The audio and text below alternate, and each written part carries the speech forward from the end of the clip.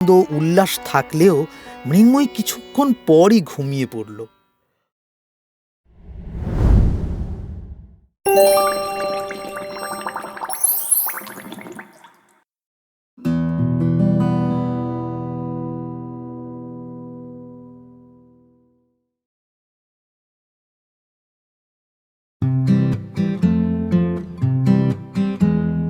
নয় একটু নয় অল্প, অনেক চমক গল্প। হ্যাঁ প্রিয় শ্রোতা বন্ধুরা, এক ঝুড়ি গল্প প্রতি শুক্রবার ঠিক রাত 9:30টার সময় আপনাদের নিয়ে যাবে এক অনন্য গল্পের দুনিয়ায়। বাংলার বিশ্ববিখ্যাত সাহিত্যিকদের সাহিত্যের ভাণ্ডার থেকে কিছু বাছাই করা গল্প নিয়ে আমাদের এই গল্পের ঝুড়ি। প্রতি সপ্তাহে গল্পের দেশে হারিয়ে যেতে শুনুন এক ঝুড়ি গল্প। এর আগেও রবি ঠাকুরের খোকাবাবুর প্রত্যাবর্তন আপনারা আমাদের চ্যানেলে শুনেছেন, ভালোবেসেছেন। আজ আমাদের নিবেদন তাঁরই বিপুল সাহিত্যের ভাণ্ডার থেকে গৃহীত সমাপ্তি। চলুন শুনি আজকের গল্প।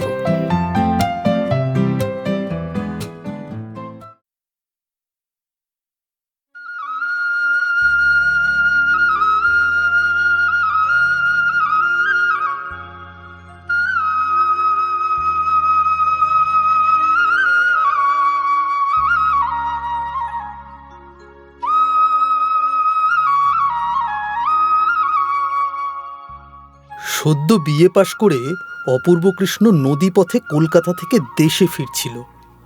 নদীটি ছোট, প্রতিবারই বর্ষার শেষে একদম শুকিয়ে কাঠ হয়ে গেলেও এই শ্রাবণ মাসে তা বেড়ার বাঁশঝাড়ের তলা দিয়ে বয়ে চলেছে। অনেকদিন ঘন বর্ষার পর আজ মেঘমুক্ত আকাশে রোদের দেখাও মিলেছে।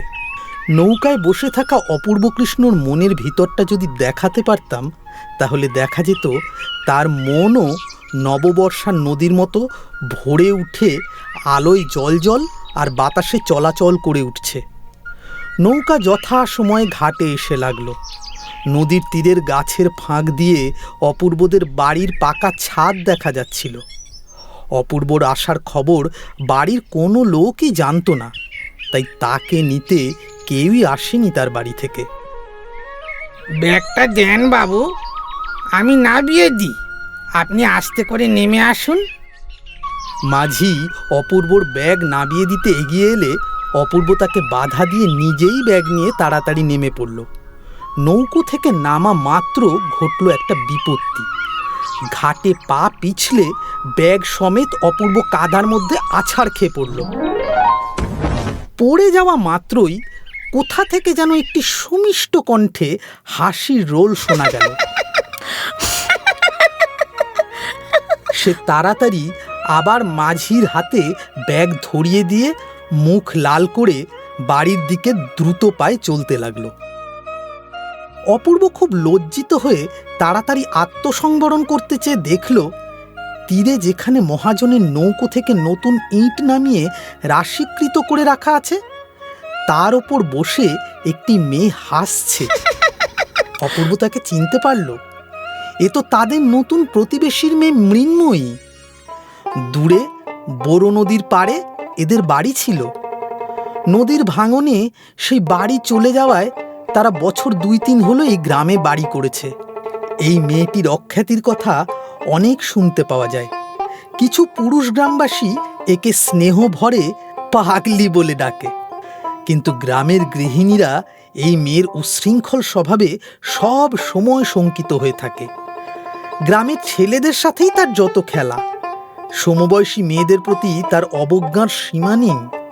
আর গ্রামের শিশুদের কাছে এই মেয়ে যেন বর্গির থেকে কিছু কম নয়।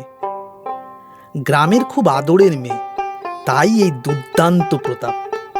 এই নিয়ে মৃন্ময়ীর মা গ্রামের বাকি বউদের কাছে তার স্বামীর বিরুদ্ধে সব সময় অভিযোগ করত। অথচ মেয়ের অশ্রুবিন্দু যে বাপ একদম সহ্য করতে পারে না, এ কথা মনে করে সে মৃন্ময়ীকে কিছুতেই কাঁদতে দিতে পারত না। মৃন্ময়ীর গায়ের রং শ্যামবর্ণ, পিঠ পর্যন্ত ছড়ানো ছোট কোঁকড়া চুল। তার মুখখানা ঠিক যেন একটি বালকের ভাব। তার কালো চোখে না আছে লজ্জা, না আছে ভয়। তার পরিপুষ্ট সবল দেহ দেখে কারুর মনে কোনো বয়স নিয়ে কোনো প্রশ্নের উদ্রেক হয় না। যদি প্রশ্ন জাগতো, তাহলে সে এতদিন কেন অবিবাহিত আছে তা নিয়ে তার মা বাবার কাছে যথেষ্ট নিন্দেমন্দ আসত। বিদেশি জমিদারের নৌকো যেদিন ঘাটে এসে লাগতো, সেদিন গ্রামের লোকেরা সসম্ভ্রমে শশব্যস্ত হয়ে উঠত। কিন্তু মৃন্ময়ী কোথা থেকে একটা উলঙ্গ শিশুকে কোলে করে নিয়ে এসে ঘাটে উপস্থিত হতো।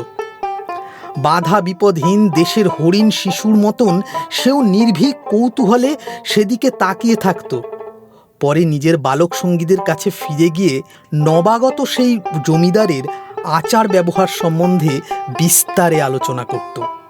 অপূর্ব ছুটি উপলক্ষে যবে বাড়ি এসেছে, তবে থেকে সে এই বাঁধন ছাড়া মেয়েটিকে 2-4 বার দেখেছে।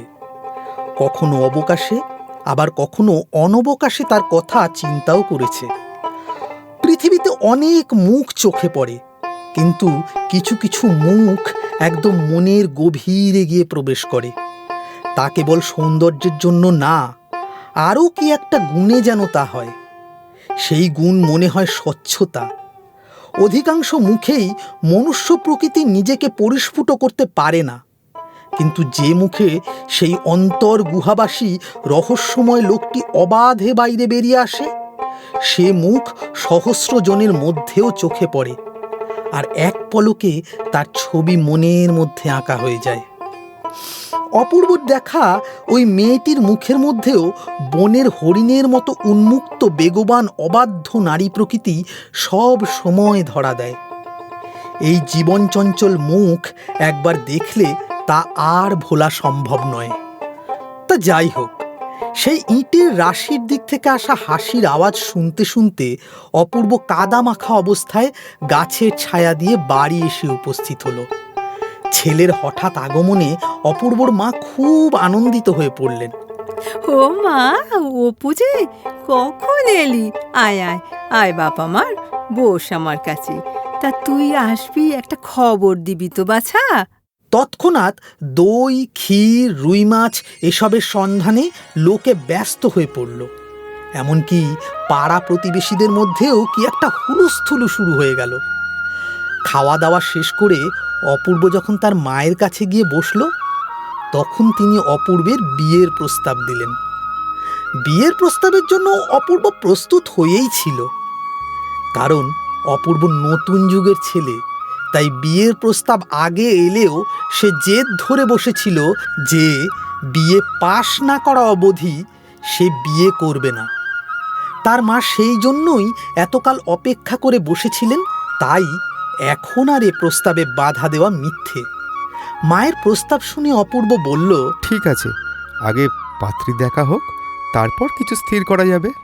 পাত্রী আমি আগেই দেখে রেখেছি, সেজন্য তোকে ভাবতে হবে না রে। না, মেয়ে না দেখে আমি বিয়ে করতে পারবো না। কি বলিস বাছা? এরম সৃষ্টি ছাড়া কথা আগে তো কখনো শুনিনি। যদিও তিনি অপূর্বর কথাতেই সম্মত হলেন। সেদিন রাতে অপূর্ব ঘরের প্রদীপ নিভিয়ে যখন শুয়ে পড়ল, বর্ষামুখর সেই রাতে তার বিনিদ্র শয্যার সমস্ত শব্দ ও সমস্ত নিস্তব্ধতার পরপার থেকে এক উচ্ছ্বসিত মধুর কণ্ঠের হাস্যধ্বনি তার কানে বারবার বাজতে থাকল। তার মন কেবলই এই ভেবে কষ্ট পেতে লাগলো যে সকালে তার পা পিছলে পড়ে যাওয়া দেখে যে মেয়েটি হাসল, সে এটা জানলই না যে অপূর্ব কলকাতায় বহুদিন থেকে সেখানে যথেষ্ট বিদ্যা অর্জন করেছে। সে উপেক্ষা করার মতো কোনো গ্রামের যুবক নয়। পরের দিন অপূর্ব খুব যত্ন করে সাজগোজ করে কনে দেখতে গেল।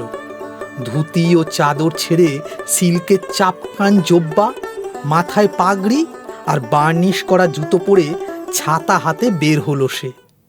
বেশি দূর যাওয়ার দরকার পড়ল না, পাড়াতেই তাদের বাড়ি। হবু শ্বশুর বাড়িতে পা দিতেই মহা সমারোহে সমাদরের ঘটা পড়ে গেল। সময় মতো কম্পিত হৃদয় মেয়েটিকে একখানি শাড়ি পরিয়ে আর মাথায় রাংতা দিয়ে খোঁপা বেঁধে বরের সামনে উপস্থিত করা হলো। অপূর্বর সামনে এসে সে মাথা নিচু করে বসে রইল, আর তাকে সাহস দেবার জন্য একজন দাসী তার পিছনে দাঁড়িয়ে রইলেন। কনের এক ভাই অপূর্বর মাথায় পাগড়ি, হাতের ঘড়ি এসব নিরীক্ষণ করতে থাকলো। অপূর্ব কিছুক্ষণ পরে মেয়েটিকে জিজ্ঞাসা করল, তুমি কি পড়ো? তবে সেই মেয়েটির থেকে এর কোনো উত্তর এলো না। আরও 2-3 বার প্রশ্ন করার পর পিছনে দাঁড়িয়ে থাকা দাসীর কাছ থেকে ঠেলা খেয়ে অবশেষে এক নিঃশ্বাসে বলতে লাগলো, চারুপাঠ দ্বিতীয় ভাগ, বাক্য রচনার প্রথম ভাগ, ভূগোল বিবরণ, পাটিগণিত তার ভারতবর্ষের ইতিহাস। এমন সময় অশান্ত গতিতে ধূপধাপ শব্দ করে মৃন্ময়ী ঘরের মধ্যে প্রবেশ করল। অপূর্ব কৃষ্ণের প্রতি না তাকিয়ে সে কনের ভাই রাখালের হাত ধরে টানাটানি শুরু করে দিল। রাখাল তখন ভালো করে অপূর্ব সব জিনিস পর্যবেক্ষণ করছিল, তাই সে তখন যেতে চাইল না। সেই দাসীটি তখন মৃদু স্বরে মৃন্ময়ীকে বকাবকি করতে লাগলো। রাখাল যখন কিছুতেই যেতে চাইল না, তখন সে রাখালের পিঠে একটা চড় মেরে আর এক টানে কনের ঘোমটা খুলে দিয়ে দৌড়ে ঝড়ের মতো ঘর থেকে বেরিয়ে গেল। এইভাবে দিদির ঘোমটা খুলে দেওয়া দেখে রাখাল খিলখিল করে হাসতে থাকলো। তার নিজের পিঠে পড়া চড় তার আর মনেই রইল না। অবশ্য এরকম প্রায়ই হয়ে থাকে। সে যাই হোক, কোণে দেখার সেই নীরব পরীক্ষা সভা আর বেশিক্ষণ স্থায়ী হলো না। মেয়েটি কোনো মতে উঠে দাসীর সাথে আবার ঘরের ভিতর উঠে গেল।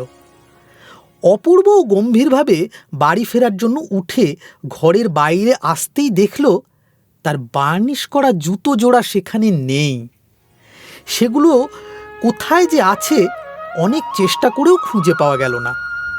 কে এই কাজ করেছে তা বুঝে বাড়ির সবাই অপরাধীর উদ্দেশ্যে ভর্ৎসনা আর গালির বর্ষণ করতে থাকলো। জুতো জোড়া যখন আর পাওয়াই গেল না, তখন বাড়ির কর্তার একজোড়া পুরনো ছেঁড়া চটি পরে অপূর্ব বাড়ি ফিরে এলো। পুকুর ধার দিয়ে আসার সময় অপূর্ব আবার সেই উচ্চকণ্ঠে হাসির আওয়াজ শুনতে পেল। শুনে মনে হলো বনদেবী যেন অপূর্ব চটি জোড়ার দিকে তাকিয়ে হাসি আর ধরে রাখতে পারছেন না। অপূর্ব অপ্রতিহতভাবে দাঁড়িয়ে পড়ে চারিদিক নিরীক্ষণ করছিল। এমন সময় হঠাৎ সেই নির্লজ্জ অপরাধিনী তার সামনে এসে সেই বার্নিশ করা জুতো জোড়া রেখে পালিয়ে যাওয়ার চেষ্টা করতেই অপূর্ব দ্রুত তাকে ধরে ফেলল। মৃন্ময়ী অনেক চেষ্টা করেও তার হাত ছাড়িয়ে পালাতে পারল না। কোঁকড়া চুলে ঢাকা তার দুষ্টু অথচ মিষ্টি মুখখানির ওপর সূর্যের আলো এসে পড়ল। রৌদ্রোজ্জ্বল নির্মল নদীর দিকে পথিক যেমন করে তাকিয়ে থাকে, তেমনভাবেই গম্ভীরভাবে মৃন্ময়ীর বিদ্যুৎ খেলে যাওয়া চোখের দিকে তাকিয়ে অত্যন্ত ধীরে ধীরে তার মুঠো অপূর্ব শিথিল করে তাকে ছেড়ে দিল। নির্জন পথের মধ্যে এই অপরূপ শাস্তি মৃন্ময়ীর কিছুতেই বোধগম্য হলো না। অপূর্ব যদি তাকে ধরে মারত, তাহলেও সে এত আশ্চর্য হতো না। নৃত্যময়ী প্রকৃতির নূপুরের শব্দের মতো মৃন্ময়ীর হাস্যধ্বনি সমস্ত আকাশ জুড়ে বাজতে থাকল। আর অপূর্ব কৃষ্ণ ধীর পদক্ষেপে নিজের বাড়ি এসে উপস্থিত হল। অপূর্ব সেদিন নানা ছল করে বাড়ির অন্তঃপুরে মায়ের সাথে আর দেখা করতে গেল না। বাইরে নিমন্ত্রণ ছিল, সেখান থেকে খেয়ে আসলো। অপূর্বর মতো এমন একজন গম্ভীর আর বিদ্বান লোক একজন সামান্য অশিক্ষিত বালিকার কাছে নিজের লুপ্ত গৌরব উদ্ধার করার জন্য কেন যে এত বেশি উৎকণ্ঠিত হয়ে উঠবে তা বুঝতে পারা কঠিন। পাড়া গাঁয়ের একটি মেয়ে তাকে যদি সামান্য লোক মনে করেই থাকে, তাতে কি আসে যায়? বিশ্বদীপ নামের একটি মাসিক পত্রিকায় সে যে গ্রন্থ সমালোচনা করে, তার তুরঙ্গে যে এসেন্স, জুতো, রঙিন চিঠির কাগজ, হারমোনিয়াম শিক্ষার বই এসব আছে, কি দরকার সেই মেয়েটির কাছে এসব প্রমাণ করার? কিন্তু বিএ পাশ করা অপূর্ব কৃষ্ণ রায় কিছুতেই পরাজয় স্বীকার করতে রাজি নন। সন্ধ্যার সময় অন্তঃপুরে প্রবেশ করলে মা তাকে জিজ্ঞাসা করলেন, কেমন রে অপু, মেয়ে কেমন দেখলি? পছন্দ হয়েছে তো? মেয়ে তো দেখলাম মা, ওর মধ্যে একটিকে আমার বেশ পছন্দ হয়েছে। তা তুই আবার কটা মেয়ে দেখলি? আমাদের প্রতিবেশী শরৎবাবুর মেয়ে মৃন্ময়ী, ওকে আমার খুব পছন্দ হয়েছে। হ্যাঁ, এ কি বলিস তুই? তোর শেষে কিনা ওই পাগলি মেয়েকে মনে ধরলো? হায় হায় কপাল আমার। অপূর্ব প্রথম দিকে খানিক লজ্জা পেলেও পরে মায়ের তুমুল আপত্তিতে সে লজ্জা গেল ভেঙে। সে জেদ করে বলল, মৃন্ময়ীকে ছাড়া আমি আর কাউকে বিয়ে করব না মা। অপূর্বর এই সিদ্ধান্তের ফলে 2-3 দিন উভয় পক্ষে মান অভিমান, অনাহার, অনিদ্রার পালা চলার পর অবশেষে অপূর্বই জয়ী হলো। তার মা নিজের মনকে অনেক বোঝালেন। মৃন্ময়ী ছেলে মানুষ, ওর মা বিয়ে দেওয়ার জন্য উপযুক্ত শিক্ষা ওকে দিতে পারেনি। তা ঠিক আছে, ও আমার হাতে পড়লে আমি ওকে সব শিখিয়ে পড়িয়ে নেব। এখন মুখখানি ওর ভারী সুন্দর, কিন্তু ওই চুলগুলো কোঁকড়ানো। আর সেও না হয় আমি জবে করে তেল মাখিয়ে ভালো করে বেঁধে দিলে সেও আস্তে আস্তে ঠিক সোজা হয়ে যাবে। পাড়ার লোকে সকলেই অপূর্বর এই পছন্দকে অপূর্ব পছন্দ বলে নামকরণ করল। পাগলি মৃন্ময়ীকে অনেকেই ভালোবাসত, কিন্তু নিজের পুত্রের বিবাহযোগ্য বলে কেউ মনে করত না। মৃন্ময়ীর বাবা অর্থাৎ ঈশান মজুমদারকে যথাসময় খবর দেওয়া হলো। তিনি কোনো একটি স্টিমার কোম্পানির কেরানি হিসেবে দূরে একটি স্টেশনে কাজ করতেন। মেয়ের বিবাহ প্রস্তাব শুনে তার দু চোখ দিয়ে জল গড়াতে লাগলো। এই প্রস্তাব শুনে তার মন যে কতখানি আনন্দে আর কতখানি দুঃখে ভরে উঠল তা বলে বোঝানো যাবে না। কন্যার বিয়ে উপলক্ষে ঈশানবাবু হেড অফিসের সাহেবের কাছে ছুটির জন্য দরখাস্ত জমা দিলেন। সাহেব তা নিতান্ত তুচ্ছ জ্ঞান করে ছুটি নামঞ্জুর করে দিলেন। পুজোর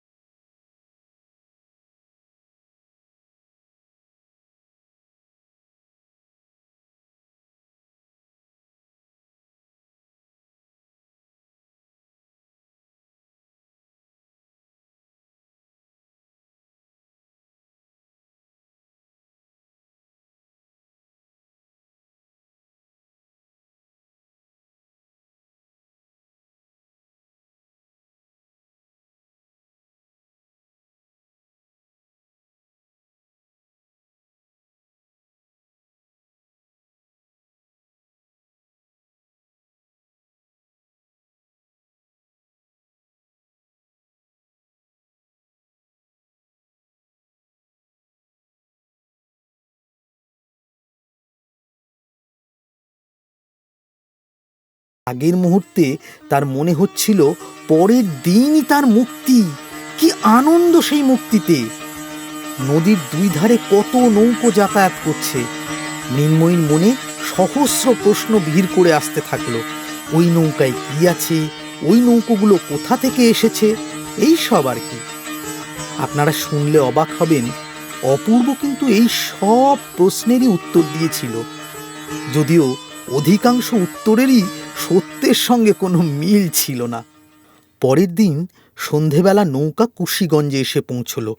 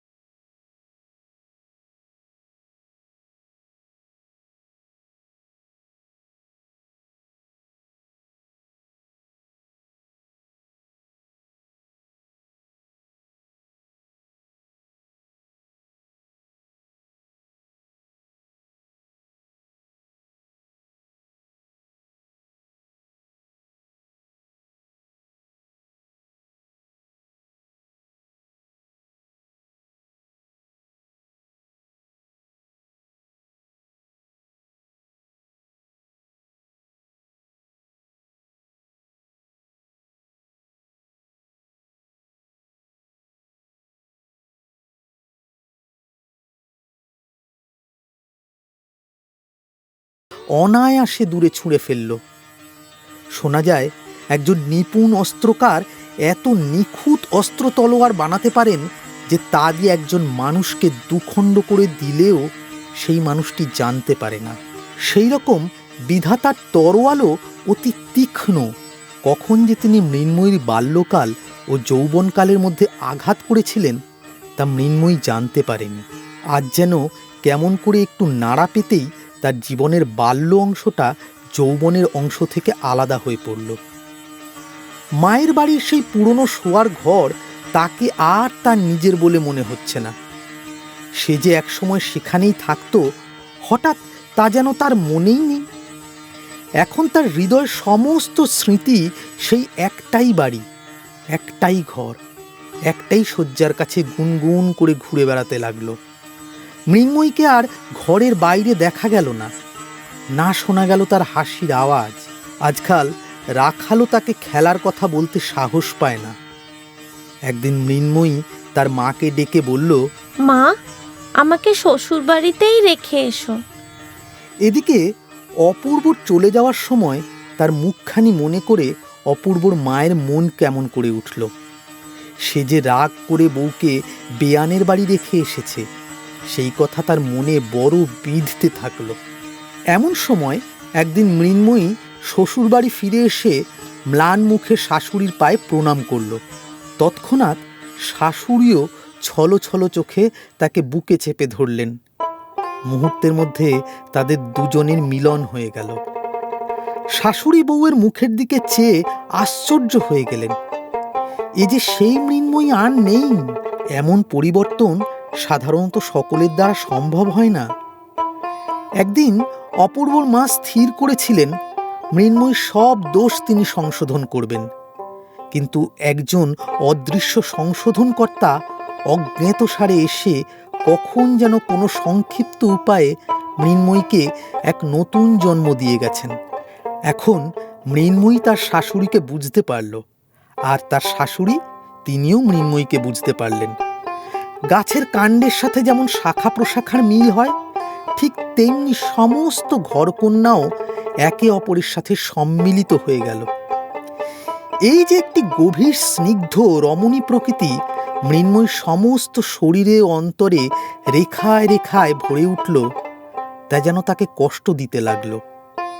প্রথম আষাঢ়ের নতুন মেঘের মতো একটি অশ্রুপূর্ণ অভিমান তার মনেও সঞ্চার হলো।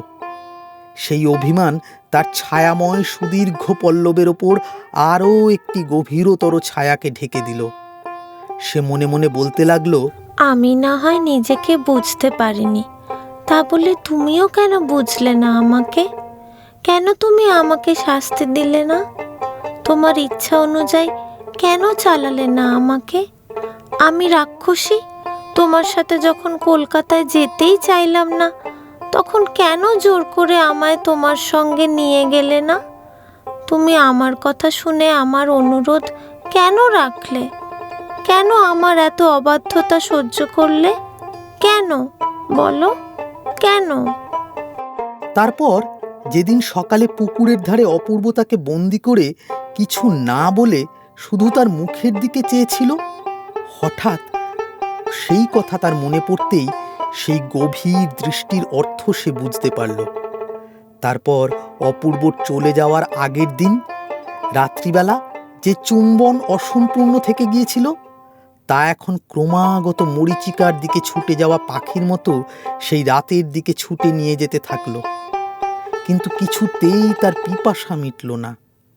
এখন মৃন্ময়ীর খালি মনে হতে থাকে, ইস, অমুক সময় যদি এমন করতাম, বা অমুক প্রশ্নের উত্তর যদি এমনভাবে দিতাম, তখন যদি এমন কিছু হতো। সে শুধু ভাবতে থাকে অপূর্ব তাকে কি মনে করলো, কি বুঝে সে গেল। অপূর্ব যে কেবল তাকে একজন চপল চঞ্চল নির্বোধ বালিকাই মনে করল। সে এটা জানল না যে মৃন্ময়ীও সম্পূর্ণ হৃদয় দিয়ে প্রেম পিপাসা মেটাতে সক্ষম একজন রমণী। এই চিন্তা তাকে লজ্জায় ধিক্কারে কষ্ট দিতে লাগলো। চুম্বনের ও সোহাগের যে ঋণ জমেছিল তা অপূর্বর মাথার বালিশে পরিশোধ করতে লাগলো। এমন করেই অনেক দিন কেটে গেল। এদিকে অপূর্বর মনে ক্ষোভ জন্মেছিল যে মৃন্ময়ী তার সম্পূর্ণ পরিচয় পায়নি। অপূর্ব বলে গিয়েছিল, তুমি চিঠি না লিখলে আমি বাড়ি ফিরব না। এই কথা মনে করে একদিন মৃন্ময়ী ঘরের দরজা বন্ধ করে চিঠি লিখতে বসল। অপূর্ব তাকে যে সোনালি পাড় দেওয়া রঙিন কাগজ দিয়ে গেছিল, তা বার করে কি লেখা যায় তাই ভাবতে লাগলো। খুব যত্ন করে সেই কাগজ ধরে আঙ্গুলে কালি লাগিয়ে কোনো সম্বোধন না করেই লিখল, তুমি আমায় চিঠি লেখো না কেন?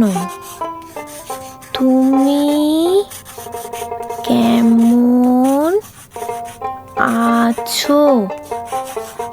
এবার তুমি বাড়ি এসো। আর কি লিখবে সে ভেবে পেল না। আসল কথাগুলো সব বলা হয়ে গেল বটে, কিন্তু মনুষ্য সমাজে মনের ভাব আর একটু বেশি প্রকাশ করা আবশ্যক তা বুঝতে পেরে মৃন্ময়ী আরও কতগুলো কথা চিঠিতে যোগ করে দিল। আমার চিঠি পাওয়ার পর তুমিও আমাকে চিঠি লিখো আর তাড়াতাড়ি বাড়ি ফিরে এসো। মা ভালো আছেন? বিশু কুটি ওরাও ভালো আছে জানো? কাল আমাদের কালো গরুর একটা বাছুর হয়েছে। এই পর্যন্ত লিখে সে চিঠি শেষ করলো। চিঠি খামের মধ্যে ঢুকিয়ে তারপরে মনের ভালোবাসা ভরা একটা ফোঁটা কেটে দিয়ে লিখল, শ্রীযুক্ত বাবু অপূর্ব কৃষ্ণ রায়। খামের ওপর নাম ছাড়াও যে আরও কিছু লেখার দরকার পড়ে তা মৃন্ময়ীর জানা ছিল না। সেই চিঠি পাছে শাশুড়ি বা বাড়ির অন্য কারো হাতে পড়ে যায়, সেই জন্য তা একজন বিশ্বস্ত দাসীর হাত দিয়ে ডেকে সে পাঠিয়ে দিল। বলা বাহুল্য, খামের ওপরে ঠিকানা না লেখা থাকায় সেই চিঠি অপূর্বর কাছে পৌঁছল না, আর অপূর্ব বাড়ি ফিরল না। অপূর্বর মা দেখলেন ছুটির সময় হয়ে গেলেও অপূর্ব বাড়ি ফিরল না। তিনি ভাবলেন, ছেলে মনে হয় এখনো তার উপর রাগ করে আছে। মৃন্ময়ী স্থির ধারণা হলো যে অপূর্ব তার উপর অত্যন্ত বিরক্ত হয়ে আছে। তারপর সে নিজের লেখা চিঠির কথা মনে পড়ে ভীষণ লজ্জা পেল। সেই চিঠি যে আসলে কত তুচ্ছ, তাতে কিছুই যে লেখা নেই। চিঠিতে নিজের ভাবও ঠিক মতো প্রকাশ হয়নি। ওই চিঠি পড়ে যে অপূর্ব তাকে আরও ছেলে মানুষ মনে করবে, মনে মনে আরও অবজ্ঞা করবে, তার এই কথা ভেবেই অন্তরে অন্তরে ছটফট করতে থাকলো। দাসীকে বারবার জিজ্ঞাসা করতে থাকলো, হ্যাঁ রে, সেই চিঠিখানা কি তুই ডাকে দিয়ে এসেছিস? আরে হ্যাঁ গো হ্যাঁ, আমি নিজের হাতে চিঠিখানা বাস্কের মধ্যে ফেলে এসেছিলুম। বাবুটা কোন কালে পেয়েছে? অবশেষে অপূর্বর মা একদিন মৃন্ময়ীকে ডেকে বললেন, বৌমা, অপু তো অনেক দিন বাড়ি এলো না, ভাবছি কলকাতায় গিয়ে তাকে দেখে আসি গে। তা হ্যাঁ, তুমি সঙ্গে যাবে মা? সম্মতিসূচক ঘাড় নেড়ে মৃন্ময়ী সেখান থেকে নিজের ঘরে এসে দরজা বন্ধ করে দিয়ে বালিশখানা বুকের ওপর চেপে ধরে হাসতে হাসতে মনের আবেগ উন্মুক্ত করে দিল। তারপর গম্ভীর হয়ে আসন্ন বিভিন্ন আশঙ্কার কথা চিন্তা করে কাঁদতে শুরু করে দিল। যথাসময়ে অপূর্বকে কোনো খবর না দিয়ে দুই রমণী তাকে প্রসন্ন করার জন্য কলকাতায় রওনা দিলেন। অপূর্বর মা কলকাতায় তার জামাইয়ের বাড়িতে গিয়ে উঠলেন। সেদিন মৃন্ময়ীর কাছ থেকে কোনো চিঠি পাওয়ার আশা এক প্রকার ত্যাগ করে অপূর্ব নিজেই তাকে চিঠি লিখবে বলে বসল। চিঠিতে সে যাই লেখে কোনো কথাই তার পছন্দ হয় না। সে এমন একটা সম্বোধন খুঁজছে যাতে ভালোবাসা আর অভিমান দুই প্রকাশ পায়। এমন সময় তার ভগ্নিপতির কাছ থেকে চিঠি এলো যে মা এসেছেন। সে যেন তাড়াতাড়ি সেখানে যায় আর রাতে খাবার সেখান থেকেই খেয়ে ফেরেন। বাড়ির সব খবরই ভালো। চিঠির শেষে সব ঠিক থাকার আশ্বাস থাকলেও কোনো অমঙ্গলের আশঙ্কায় সে বিমর্ষ হয়ে পড়ল ও যত শীঘ্র সম্ভব ভগ্নিপতির বাড়িতে গিয়ে পৌঁছল। মায়ের সাথে দেখা হওয়া মাত্রই সে জিজ্ঞাসা করল, মা, কি হয়েছে? সব ভালো তো? সব ভালো বাছা।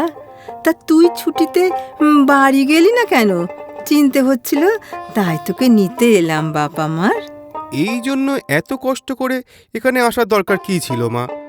আইনের পড়াশোনা, পরীক্ষা ইত্যাদি নিয়ে ব্যস্ত ছিলাম, তাই আর যাওয়া হয়ে ওঠেনি। রাতে খাবার সময় অপূর্বর বোন তাকে জিজ্ঞাসা করল, দাদা, এবার বউকে সাথে করে নিয়ে এলে না কেন? না রে, আইনের পড়াশোনা খুব ব্যস্ত তো। অপূর্বর ভগ্নিপতি হেসে উঠে বলতে লাগলো, ও সমস্ত মিথ্যে অজুহাত হে। আমাদের ভয় তাকে এখানে আনতে সাহস পায় না। ভয়ঙ্কর লোকই বটে। বউ ছেলে মানুষ, আচমকা দেখলে আঁতকে উঠতে পারে। এইভাবে হাস্য পরিহাস চলতেই লাগলো। কিন্তু অপূর্বর মন খুব খারাপ হয়ে রইল। কোনো কথা তার ভালো লাগছিল না। তার কেবলই মনে হচ্ছিল, মা যখন কলকাতায় এলেন, মৃন্ময়ী চাইলেই মায়ের সাথে কলকাতায় আসতে পারত। মনে হয় মা তাকে সঙ্গে আনবার চেষ্টাও করেছিলেন, কিন্তু মৃন্ময়ী বোধহয় মায়ের সাথে আসতে রাজি হয়নি। মৃন্ময়ী না আসা নিয়ে মনের মধ্যে সংকোচ থাকলেও লজ্জার বশে সে মাকে এই নিয়ে কোনো প্রশ্ন করতে পারল না। তাদের খাওয়া শেষ হওয়ার পরই বেশ ঝড় বৃষ্টি শুরু হলো। তখন অপূর্বর বোন বলল, বলছি কি, আজ বরং তুমি আমাদের এখানে থেকে যাও। আজ আর গিয়ে কাজ নেই। না বোন, আজ থাকলে চলবে না, বাড়ি যেতে হবে, কাজ আছে। এই ঝড় বৃষ্টির রাতে তোমার আবার কি কাজ শুনি? এখন এখানে এক রাত থেকে গেলে তোমাকে কারো কাছে জবাবদিহি করতে হবে না। তোমার আবার ভাবনা কিসের?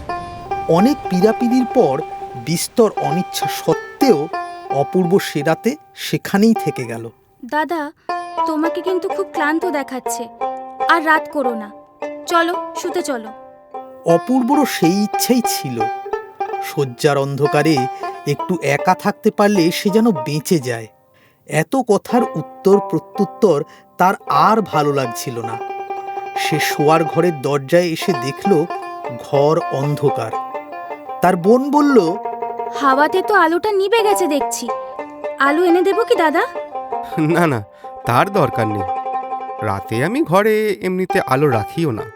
বোন চলে গেলে অপূর্ব অন্ধকারে সাবধানে খাটের দিকে এগিয়ে গিয়ে বিছানায় উঠতে যেতেই হঠাৎ এক সুকোমল বাহুপাশ তাকে কঠিন বন্ধনে বেঁধে ফেলল। আর তার অবিরাম আবেগপূর্ণ উষ্ণ আলিঙ্গন ও চুম্বন অপূর্বকে বিস্ময় প্রকাশ করার সময় দিল না। অপূর্ব প্রথমে চমকে উঠলেও তারপর বুঝল যে চেষ্টা এতদিন ধরে অসম্পূর্ণ ছিল তার আজ অশ্রু জলধারার সাথে মিশে সমাপ্তি ঘটল। আর এর সাথেই একজন চঞ্চলা চপলা বালিকার বাল্যকালেরও সমাপ্তি ঘটল।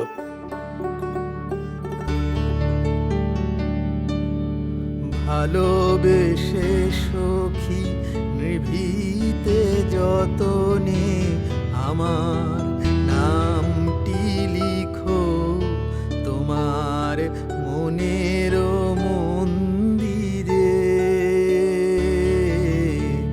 ভালোবেসে সখী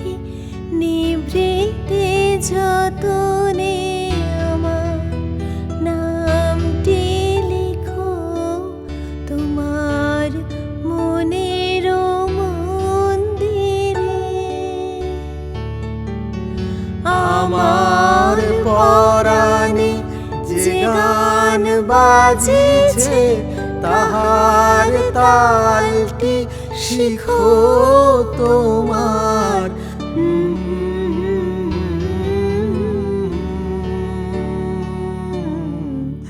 ভালোবেসে সখী নিভৃতে যতনে।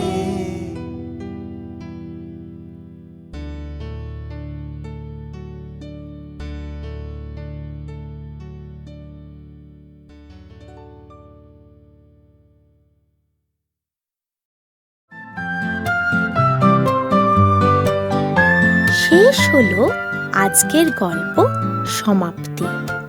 পরবর্তী গল্প শোনার জন্য সাথে থাকুন এবং আমাদের এই চ্যানেলটিকে লাইক, শেয়ার ও সাবস্ক্রাইব করতে ভুলবেন না। আর বেল আইকন প্রেস অবশ্যই করবেন আরও নোটিফিকেশনসের জন্য। আপনাদের মতামত খুব গুরুত্বপূর্ণ, তাই কমেন্ট বক্সে প্লিজ নিজের মতামত জানিয়ে কমেন্ট করুন। এক ঝুড়ি গল্প আমাদের গল্পের নবীন চ্যানেল। আমরা সর্বক্ষণ চেষ্টা করব নতুন স্বাদের নতুন কিছু আনার, যা আপনাদের প্রতিবার আরও উৎসাহ দেবে। এই গল্পের ঝুড়িতে আছে রহস্য, হাসি, দুঃখ, ভয়। এক ঝুড়ি গল্প থেকে গল্প সবাই বসে শুনুন একসাথে ও উপভোগ করুন। আশা করি আমাদের চেষ্টা সফল হবে।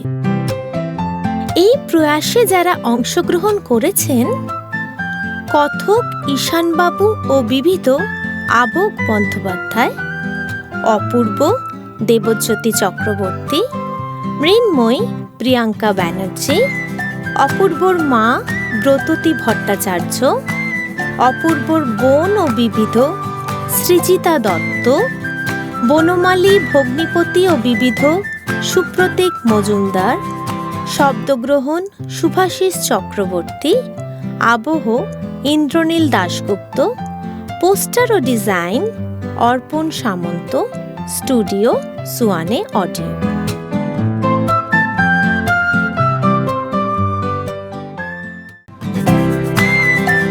এই গল্পের মূল ভাব ঠিক রেখে শ্রোতাদের বোঝার সুবিধার্থে ভাষা কিছুটা সহজ ও পরিবর্তিত করা হয়েছে।